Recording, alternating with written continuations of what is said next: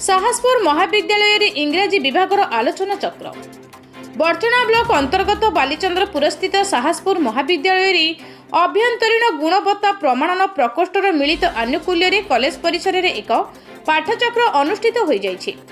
एही अवसर में उपन्यासर विकास एवं भिक्टोरियन युगर अवदान शीर्षक आलोचना चक्र रे विभागीय मुख्य हिमांशु शेखर महांती सभापतित्व करिथिबा समय रे अध्यापिका तिलोत्तमा हेसा परिचय प्रदान करथिले।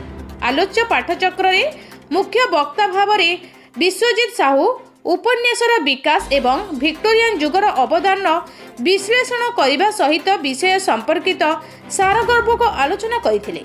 महाविद्यालय प्रोफेसर डॉक्टर मिलन किशोर जेना आलोच्य सभा योगदान करी पिलामानंकु उत्साहित करने सहित सेमानक उज्जवल भविष्य कामना करथिले। शेषे अध्यापिका कामिनी प्रभा माझी धन्यवाद अर्पण करथिले।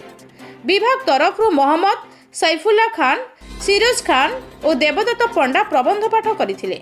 अध्यापक जयदेव शतपथी, संग्राम किशोर परिडा, कान्हूचरण जेना, आदित्य कुमार साहू, आद्य मौसुमी महांती, मिनती मंजरी नायक आदि एही आलोचना चक्र रे उपस्थित थिले।